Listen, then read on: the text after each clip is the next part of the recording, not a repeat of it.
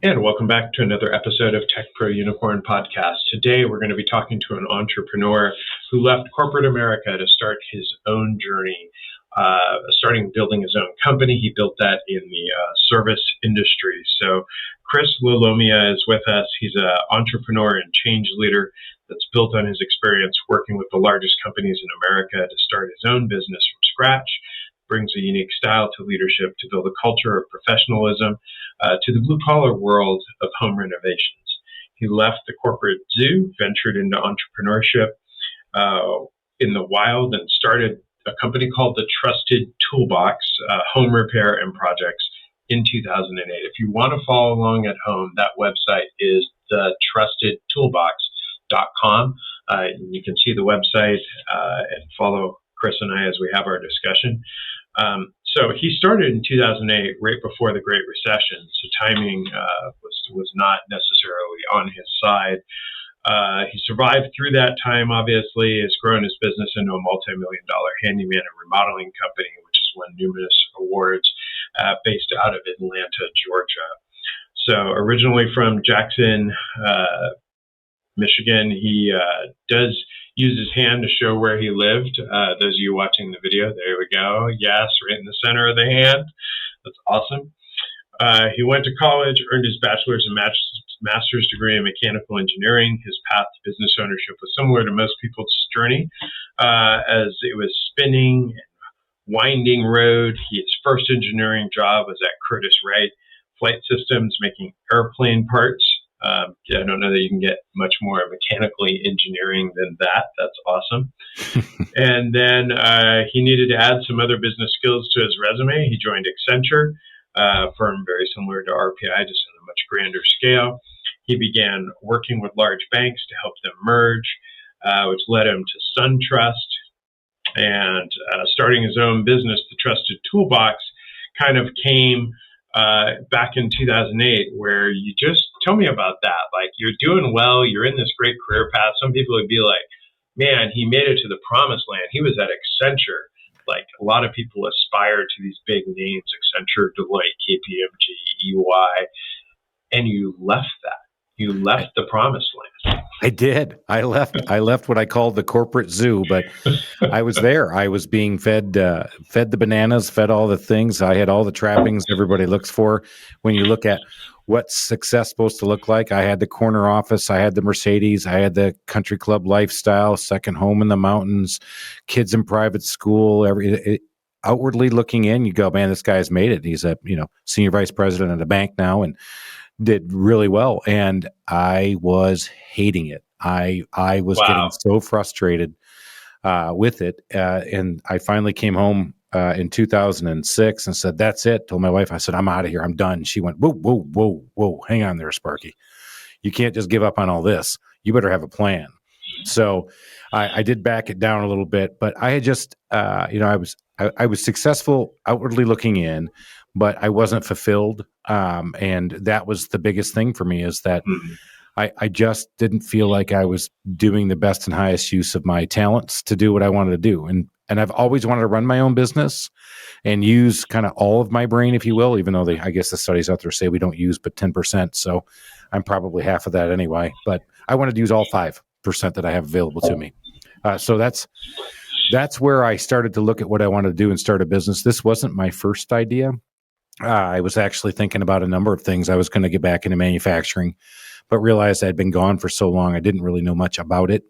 I thought about buying companies, but at the time in 2006 and 7, and especially in 7, the valuations on businesses and the expectations of people were way out of line. Everybody was expecting to get big multiples, and I just wasn't interested in that. And what happened was a guy just said, "So what's the deal?" I said, "Man, I'm leaving. Nobody at the bank knows I'm leaving, but I'm out of here." April in 2008, I got a bunch of stock options that are going to vest. I've got a bonus coming, and I'm going to use all that, plus what I've been saving, because I told my wife and family I'm going to buckle down for a while, and I'm going to start something. He goes, "Well, what are you going to do?" I'm like, "I don't know, man. I actually even thought about starting a community bank, and shelved that one, which actually turned out to be fortuitous." He said, well, why don't you come up with 1-800-CALL-CHRIS? You love working on houses. We always call you. You come over and always help us with the houses. You work for beer. So why don't you turn that into working for money? I'm like, huh. So I thought about it and took that idea and then really started to investigate and research the space. That's awesome, right? I mean, I think a lot of times people don't do that pause that you did, right? They jump headlong into things and then quickly realize, like, oh, this isn't great. This isn't what I wanted. This isn't what I'm good at.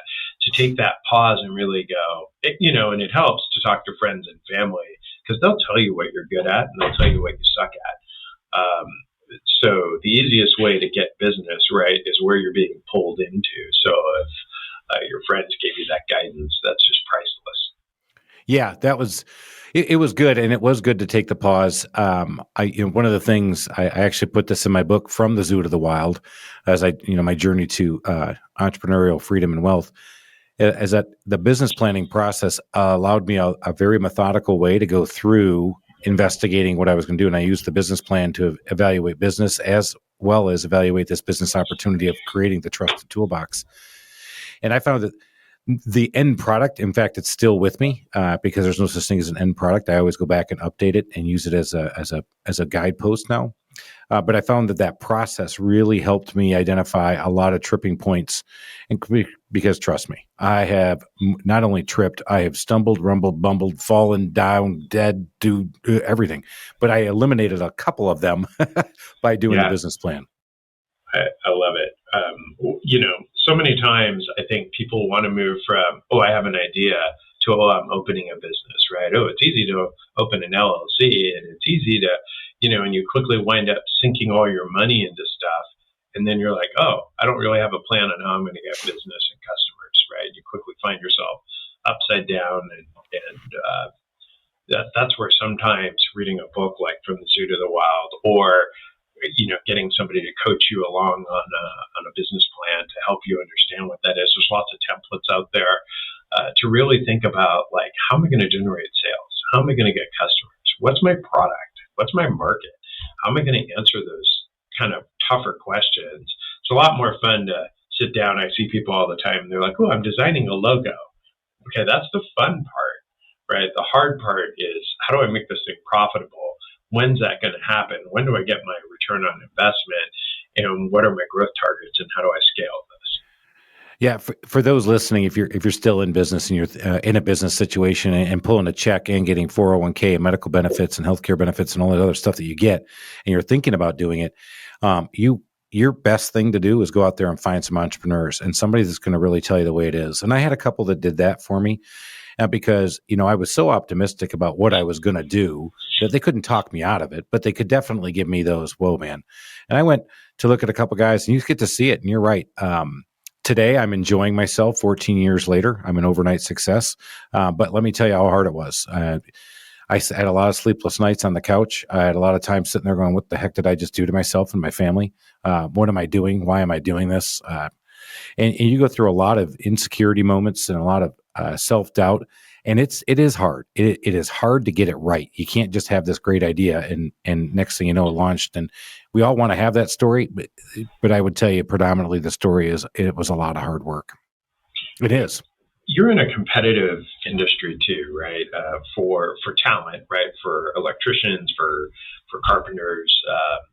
It just seems like that's such a competitive space to attract and retain talent.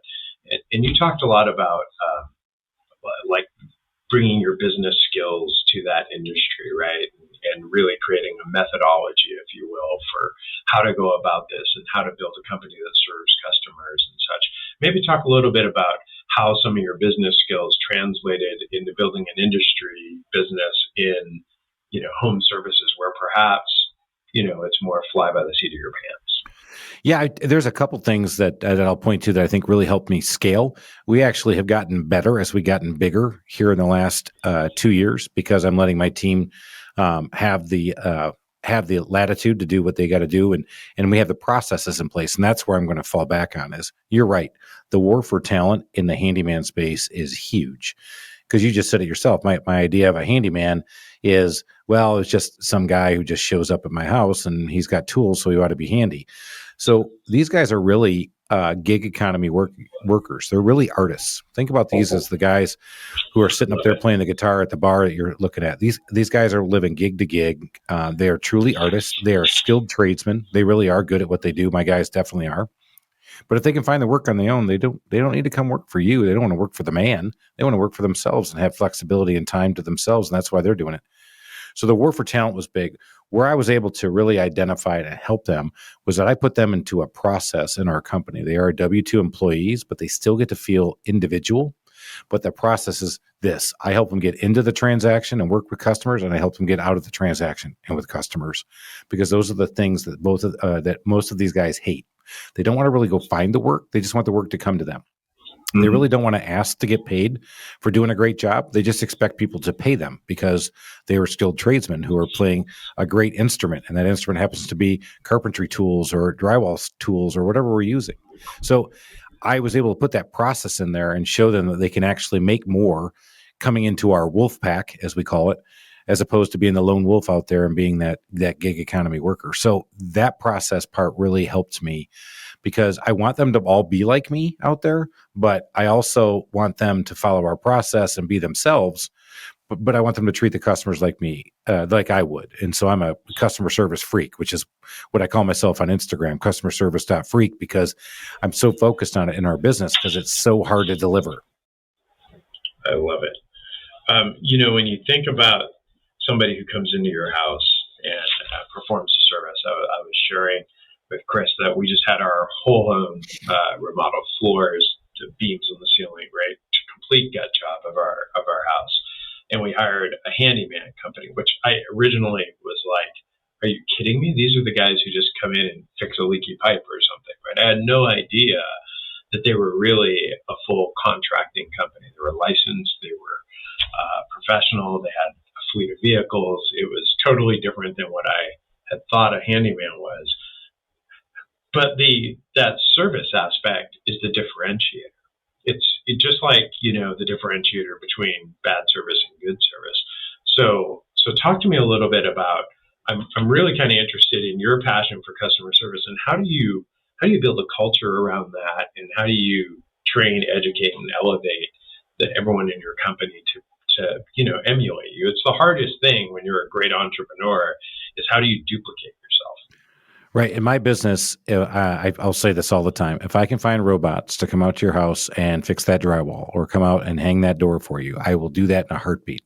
But until that happens, the only way to scale is people. And you have to figure out how best to communicate with them and train them. And you talked about training. I've actually created another company called the Home Service Institute, where we train other companies on customer service skills that are in the home service space just like us. Because the biggest part that we're finding as we have evolved as customer service acceptors, people who want to have service brought to us as a consumer, is that in the home service space, it's becoming more and more important that the experience that the customer has almost is as important as the quality of the outcome. And so I'll have a beautiful bathroom done, but if it took you 12 weeks and you didn't communicate with me and you disrupted my house and didn't talk to me, I didn't like the process. I might like the bath, I might like the shower, but I didn't like the process. And for that, I'm going to decide to give you 1 star, because it's either 1 or 5 right now. It's a very binary thing right now that we're happening in this world, but that's what happens. And so what do? We bring them in for training, and we have a cadence about it. We bring them in every other Wednesday in the morning. We feed them. It's an upbeat environment, and we always train on 3 things: customer service, something about our operations and process that's going to help them, and then lastly, something technical that makes their life better, like a new product that came out. Or we bring in a bunch of people on one class, and we bring in a bunch of vendors and other suppliers to help us learn about how to fix decks better. If I do the technical thing, they'll buy into my customer service training that I'm telling them, hey guys, call your customers. When you get there, make sure they sign your work order. We have iPads that they use. So all of that stuff. But if we say that in the beginning and that's all we say, it's blah, blah, blah to my artists. But you got to play to your artist.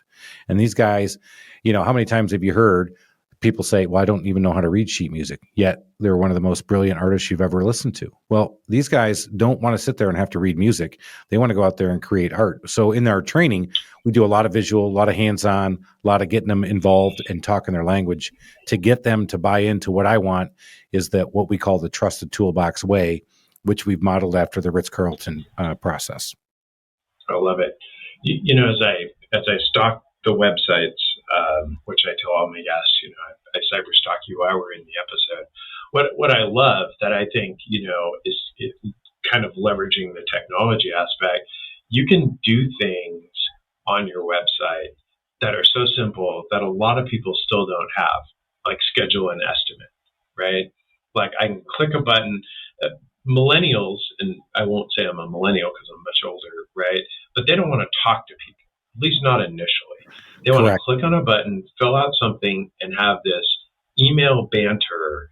And then once they go, yeah, Chris looks like a pretty stand-up guy. I kind of like what he's saying, so I'll call him and I'll talk to him, right? You have to earn the right to get that phone call almost. And a lot of people build websites and they're like, call us. And I'm like, I will skip over that person. They could be the best company. I will skip over them because they don't have the means of interaction that I want. I was resisting that like people resisted the TV in the beginning. I literally felt like a dinosaur about putting that scheduling and estimate on the actual website. I was like, no, we have to be able to set the expectation so we can exceed the expectation. That's where I was coming from. I wanted you to call into the office, talk to our great first touch customer service superstars who we have in the office. And they'll tell you, well, this is what's going to happen. This is what you can expect. And let's understand what you want to have done in your house. So I was so resistant to that. So I put this in place 2 years ago. And so I made sure that every estimate that was set up, I was the one running them. And the very first one that came in at 3:00 on Sunday morning. I'm like, what kind of crack addict is going to call me at 3 a.m. to come work on their house? This is never going to work. I go. This crack addict happened to be a third shift ER nurse, and that was the only time she could do it was her break in her third shift, and that's because she was sleeping during the day and couldn't call us, and so she had her day off. I came out to do the estimate, and we scheduled the work on the next day off she had, and she said, "I'm just so thrilled that I could have done all that online." And those stories continue and continue. So we do right now about of our on-site estimates, we do about 10 to 20% come from just the website, never interacting with us in the office. Wow. Yeah. It's to your customer service philosophy, right? You're just providing a different avenue to meet the customer where they are. And so many people just miss that, right? They go, well, this is how I need to run my business. It isn't about you. It's about the customer, right? It's about, well, how does the customer need to interact with you? And it's a very different question, and it's indicative of the culture. People always go, oh, my culture is all about the customer. And then you go look at their website and you're like, your culture is not about the customer. No. Your culture is all about you. I love what you just said. That's actually one of my sales mantras to my sales guys is that you got to meet the customer where they're at. And then you've got to become their trusted advisor and help them through the process. And then you can start to exceed their expectations. But yeah, I love that line. I love that. Meet them where they're at. So, you've been, you and your company have been serving lots of customers. What are some of the secrets of the customer when you're in their space and in their environment? All right. So I preach 3 secrets to the customers to my guys all the time to help. I use this to help talk their language, but also to help us understand how this customer service has to go down, because we are providing service in your home, and your home is arguably your number one asset in your portfolio. It is not even arguable to say that it's where your personal belongings, your personal family is, your personal identity is, and we are coming to invade it, to mess it up, and then hopefully get it back together. So what I have found is that the first secret of the customer is that they think the job is already done. In our world today of instant gratification, the minute my guy rings the doorbell or text messages and says, I'm going to be 5 minutes away, when you show up to that door, the customer in their mind already thinks the job is done. Now, what I tell my guys is you now know more about them than they know about themselves, because that's an unrealistic expectation, right? I haven't grabbed a drill. I haven't grabbed a saw. I haven't grabbed anything to fix your house, but you think the job's done. Why? Because in today's world, If you want food, you got DoorDash, you got Uber. You want to get somewhere, you can go. You want to watch a movie, you can probably bootleg and get every single movie you want at your fingertips on your phone at any time you want. It's called instant gratification. I'm not willing to wait. And our customers at some time in the past had contacted us and said, I want you to do this work. Okay, I accept the proposal of your money for you to do the work. So when you show up, they go, I've done my job. So the job is done. I've agreed to pay you money. Now go finish this job. So I teach my guys that in that very first interaction, your job is to understand that and not sit there and shoot the breeze and talk about the game for the weekend or the football season starting or, talk about this, that. You got to show them that you're there to get to work. The second secret of the customer is that people like working with people and people buy from people. And so what I train the guys there to talk about there is that smile, be personable. You might be having a bad day. They may be having a bad day, and you just want to get your job done. You just want to show them that you're truly an artist in their home. Smile a little bit, make a compliment because people buy from people. Don't fall back on the company to collect the check. Don't fall back on the company to help the customer understand there's an issue. You have to do that. So that's the second. And the last one, and this one's a pretty hard one, is if I don't tell you the price after you ask me for a change and we have agreed to it, and it's an increase, you're going to think it's exactly half of how much more I'm going to charge. And if you ask me to remove something from the work that we've agreed to, you're going to take exactly double off. And that happens all the time. I've done it myself. I've done it myself. And that's what happens is that you'll sit there and you'll say, hey, Chris, so this Zoo to the Wild, how much is this book? And I'm like, okay, well, how much do you think it is? Well, I think it's $5. I'm like, well, I charge 11. Oh, wow, that's double. Yeah. That's what happens. So we find that especially after we agree to a price and something gets changed, we automatically double the discount we get and we have how much more it's going to be. So those are the three secrets that we train the guys on quite a bit. You talked about communication with the customer, right? And if I have to, I'll keep my company here in Phoenix that did our remodel, I'll keep them out of it. And they did a fine job. The home, to your point, the end result is gorgeous. The craftsmanship is amazing. We had amazing contractors in our home, but the communication from company to customer was like haphazard at best, right? Like we thought we had a plan, stuff would get delayed. People that we thought were showing up didn't show up. And I get it, right? I get the industry. My dad was a contractor. I understand all the stuff, but all it would take is a simple text to be like, hey, Michael, so-and-so who is going to come today to do the floors is going to be there tomorrow or whatever. Great. Expectation set. But when I'm going, hey, it's like 10, 11 o'clock and nobody's here, and I thought we were doing tile today, what the hell? It just changes my perspective. It's hard for me to be a fan and tell everyone and rave about you as a company. And all it takes is communication. Just send me a text, right? You're texting me like your invoice is due. You can text me about that, but you can't text me about, it's just disrespect of my time as a consumer. And it's something so simple in this day and age. It can be automated even. We've actually automated that. I'm not going to tell you I'm better than that company. It is all hard. We did 2,600 transactions last year. So that's 2,600 opportunities to screw it up and not hit an expectation. But in our case, we hit it pretty well with our 4.6 rating on Google, 4.8 on Facebook and other sites, but which I'm very proud of. But when going back to that, you said something that I find funny. Hey, I get it. My dad was a contractor. We all say that, but we all don't like it. And then you said something I've heard before is that I really want to go out there and give you guys a 5-star review because the quality is great. She said, but the process just was too difficult for me. And I couldn't share all this information with my friends on Facebook. And that was a dagger. This happened about 6-7 years ago. And that really got me into, again, how do you do it? Because you're right. So we have an automated text message that says in 2 hours before your intended appointment time, 8:30 or 1:30 or whatever we have on our schedule, and that's usually our two typical times, at 6:30 in the morning, you're going to get a text. Hi, my name is Brian, and I will be showing up at your house at our appointment time. I will text you 30 minutes out. So now my guys all know that automated text went. And so now they know if they don't do that, the customers will be like, hey, what the heck? And so what we train them on is like, look, if I don't communicate with you, where do we go? Well, if 90% of our thoughts are negative, most of us go negative. Where's the guy? What's going on? And in that world that you just talked about, can't tell you how many times my remodeling team has heard this. The sub calls in the morning, says, I have a flat tire. My car didn't work. My alarm didn't go off. I'm not going to be able to make it today. Well, because your alarm didn't go off. Well, you got to get a better excuse than that. So you don't know the reason. And I can tell you that most of the time, those aren't really the reasons, but that's what you as a project manager are trying to earn your fee with your customer. Hey, let them know, because if they're sitting there all day waiting for you to come, they're anxious, they're anticipating, they're not going to go somewhere. They're not going to go to the grocery store. They're starting to get anxious, and they're going really deep and dark. Like this company, what's going on? He told me he'd be here today. He's not here today. Now what?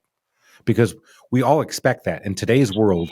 You said, I get it. We do get a little bit of a pass in the contracting world, but I would tell you the pass is starting to get shorter and shorter. Yeah, I think another thing that's getting shorter and shorter, right, is the use of technology in any industry, including that. Like if you're not using text, like there's no excuse for that, right? It's relatively low cost technology to deploy and relatively cheap, and it can be automated based on your service schedule wherever you keep that in whatever system.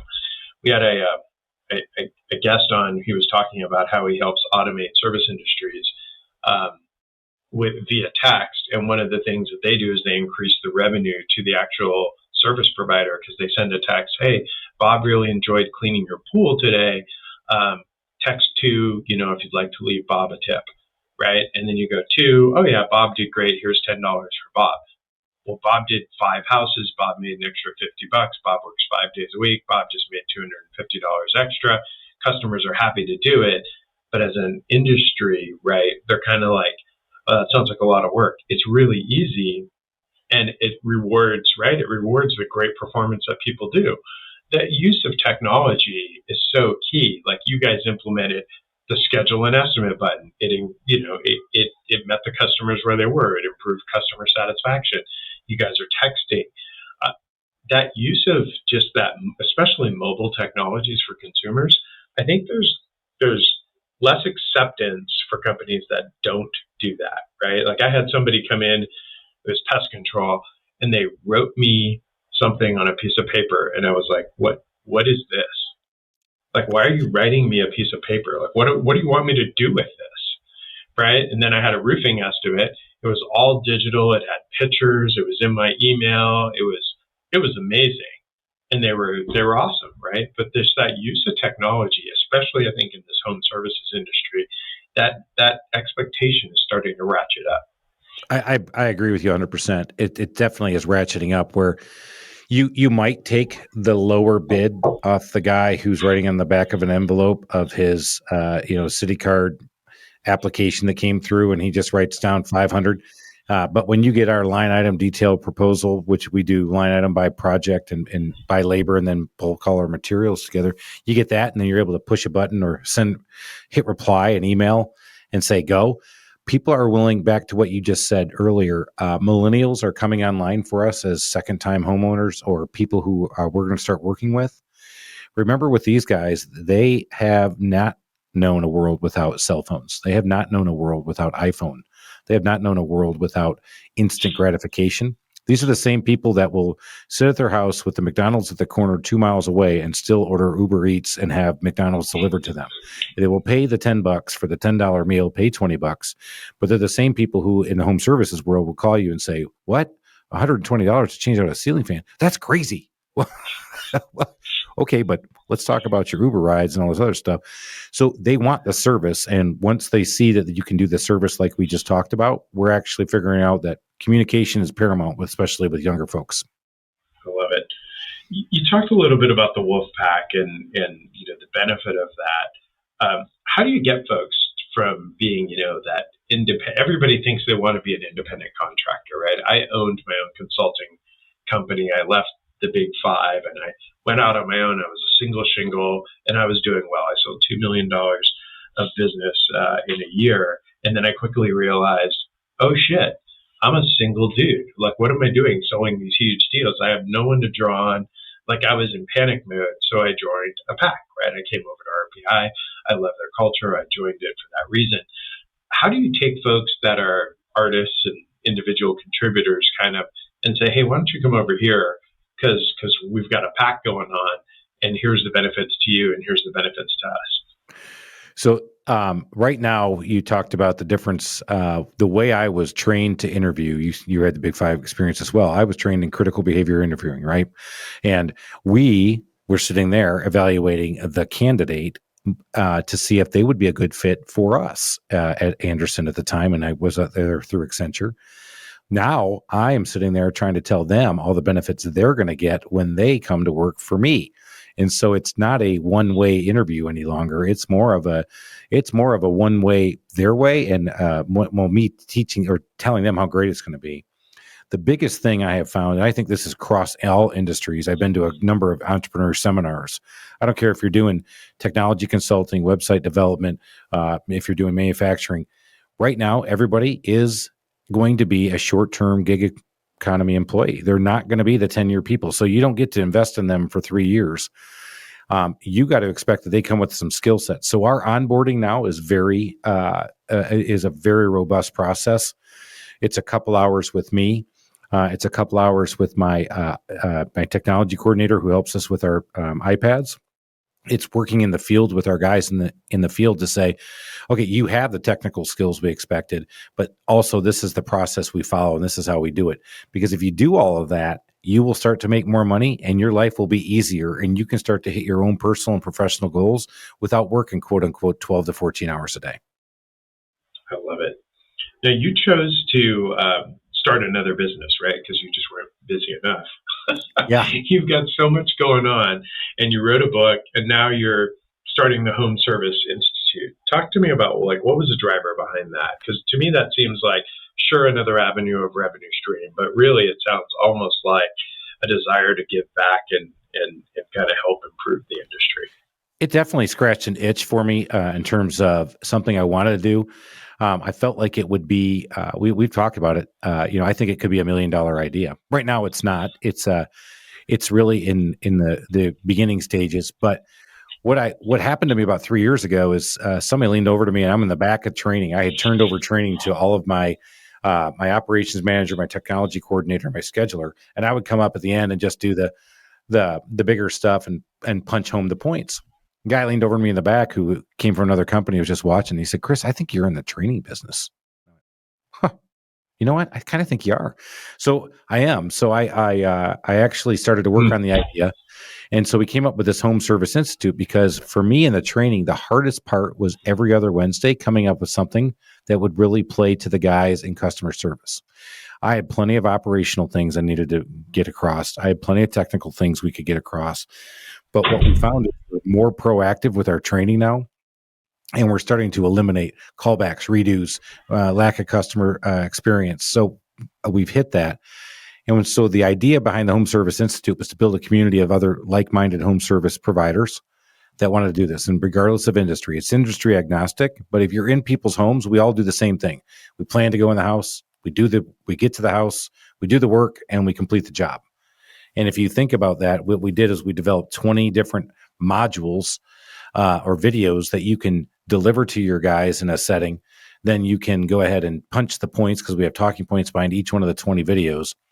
And you can also lay out yourself a yearly plan to have the cadence we had to help me. Because when I really focused and started doing this training, what happened to me is we were actually at 4.3 rated on Google. We're now 4.6 rated. And if you know anything about that, it's hard to do to just get those 3/10 by really focusing on our process and doing that. So we have scaled and gotten better. And I attribute a lot of that to what I've delivered with the Home Service Institute. And I'm trying to get the word out on it. But again, back to being really busy. We're all really busy. And what I found is that even guys who know me here in the Atlanta area, I know a lot of other contractors, they're all just too, quote unquote, busy to put this in. But we'll all sit there and tell you customer service is paramount to our business. So I think it will happen. I just got to figure out a better way to get it out there. I love it. Yeah, I think, so many times it's, this person's an electrician. I need an electrician. Great. Now go visit my customer's house. And then things go poorly, right? And they act surprised. And it's like, well, you didn't onboard him. You didn't train him. You didn't give him anything specific to you. Maybe you gave him business cards. And it's just a disaster, right? I think for companies trying to I think this industry, not that I'm an expert on this industry by any stretch, is professionalizing, right? And the folks that are really successful are treating it more like a real business, right? And are putting things that are just standard in the Accentures and the Deloittes. It's training, it's education, it's tools like iPads, and texting, and technology to just make the experience flow better for the customer. And perhaps, yes, the artisan that's performing the trade. So I'm a big fan. So if you want to look at the Home Service Institute, it's literally that, thehomeserviceinstitute.com. You can sign up there. I see right on the front page, and you can get the free guide to effective training. So maybe highlight that. What's in the free guide to effective training? Yeah, so the free guide, it talks about a lot of the things I just did there, but one is have the environment where you can control the experience, be lively, be open, make it upbeat. Finding that feeding guys actually helps, and we're here in the Southeast, so Chick-fil-A is king of the Southern biscuit, the chicken biscuits. So doing that, but the guide to effective training is speak the language, understand your target market. Those guys do not want to be sitting. You're skilled artists, these gig economy workers I'm talking about. Most of them didn't go to college because what was college? That was boring. And as one of the lines I've heard on my own podcast from another guy was, hey, look, if you can't work with your head and your hands at the same time, college may be a good fallback for you. I love that line. So, wow. But these guys don't want to sit there and be just preached at and talked to the whole time. So you got to know your audience, and that's where the guide to effective training is keep it short, keep it punctual, keep it impactful. That's the word I was looking for, so that they hit it and you talk their language. And if you do those three things, customer service, operations, and then something technical, those guys will buy into what you're trying to get as an owner. And that's hitting them with my want. Now is with their need. I love it. Well, right. It's an industry that we haven't really talked about. I love the focus on the customer. I love all the tips and your story, right, of just giving it up. So many times people are just afraid to step out, right? They're afraid to take that lack of safety of a job and 401k, and that's my retirement, and go out on their own and build it. The book From the Zoo to the Wild sounds like a great story that folks can relate to. I'm sure, like you mentioned, right, if you're thinking about it, reach out and talk to people that have done it, right? Just reach out on the contact us. And I can't stress that point enough. I'll take it one step further. I was told when I was getting ready to leave, I had a number of mentors, and I used them to bounce off different pieces of my business plan. But I had one guy say, well, why don't you go work for somebody first in the industry and then start? And I went, oh, that's a good point. Then I walked away and went, I'm smarter than that. I'll do it all on my own. Now I have my own podcast as well called the Small Business Safari, talking about our journeys and bringing people on. I can't tell you how many different people have come on and started in the industry with somebody else and then took off. And I would tell you that was some sage advice. It was hard because I would have had to check my ego. I mean, it was bad enough checking my ego to start it. But that being said, you're out there learning on somebody else's dime for a year, and right now in the world that I'm in, I've got two guys who've actually started their own business in a different industry. They came out of a Gwinnett Tech program that we have here, Gwinnett's county. And I said, well, come work with me for a year at least. I'll share with you how I do the business and do that. And sure enough, within a year and a half for one and 2 years for another, they left. And I'll take it. As a business owner, I'll take it. And I love it. And so you brought up that point, because in corporate America, back in the consulting world that we were all in, you held your cards really close to your vest. You wouldn't go, hey, man, what are you guys thinking? Well, I'm with KPMG, man. You don't come talk to me about what I'm thinking. I'm thinking about trying to figure out how to beat you on the next proposal. But what we figured out here is that I'll share everything. I've actually flipped my screen around to a local handyman who came to talk to me and I said, here you go. Here's my QuickBooks. Take a look. He goes, really? I'm like, yeah, what we do is really hard. I mean, this is really hard. You want to see where I'm spending my money? I'll show you. I don't care. I mean, Yeah. I mean, we're not competing against each other. We're competing to get that customer. Yeah. I love that. Most entrepreneurs have that gregarious spirit. I mean, unless you're in the same city, in the same industry, and okay, then maybe you're in a bit of a competitiveness. But generally, most entrepreneurs are some of the most forthcoming, giving people I've ever met because they've been through the hardship, right? If they could save another human being that trouble, usually they're more than likely to do it.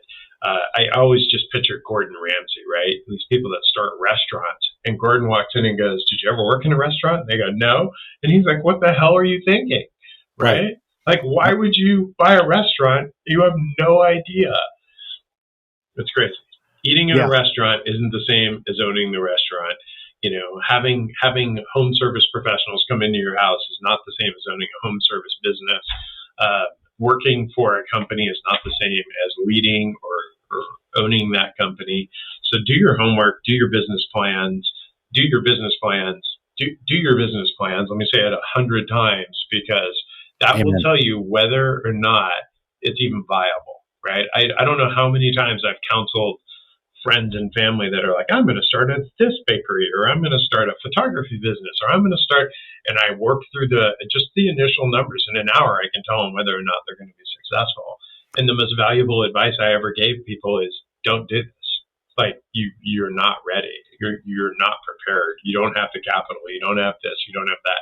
And then they do it anyway. And then a year later, they're like, oh, I should have listened. I'm like, it's not popular advice. But it's very valuable when somebody says, don't do this. If somebody's telling you not to do it, pause and check yourself. I hear you. Yeah, I think that's good because it's good for self-reflection. At some point you've got to make the leap, and you're right. When you're standing at the edge, for me, it was, I said April 2nd, and that was the day I was going to do it. And I actually wavered the day before. Like, you know what? I just don't think I'm ready. But I had forgotten that I had agreed already to put some advertising in the local church bulletin, and it was going out that Sunday.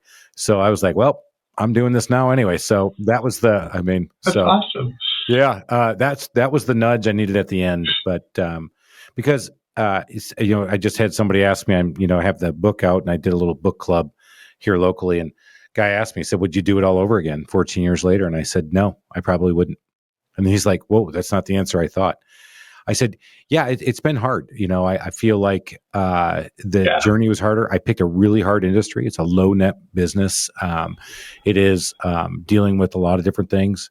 I probably would have approached it differently and probably gone a different way, but I'm here now. And as I tell myself, this is the business I've chosen. So go out there and make it happen. And that's today. Actually, it is good. I take vacations. I have some fun. I'm a fun guy anyway, and we're having fun now. So that's good, but it was tough. Yeah, it was a tough run. Yeah, I love it. Well, I always say all my entrepreneurs have one thing in common. When people ask me, they're like, wow, you've done 150 podcast episodes. You have all these entrepreneurs. What's the one common thread of the successful ones? And I'm like, they've got hustle, right? They are the chief bottle washer, and they will do whatever needs to get done to will it to be so. And it's awesome. Well, Chris, I want to thank you for taking the time, sharing all that you have, both about just elevating the industry, which I think is really cool. I mean, it's great that you're successful with your own company, but really when you look at all the stuff you're doing, you're trying to give back, you're trying to elevate the industry just so that it's better for the entrepreneurs that, might be in other markets that are trying to raise their business, but also the consumers that now have a better experience to be had because of it. So thank you for all that you're doing. Thank you for taking the time and joining us here on the podcast. All right. Thanks. I really appreciate it. A lot of fun. Absolutely.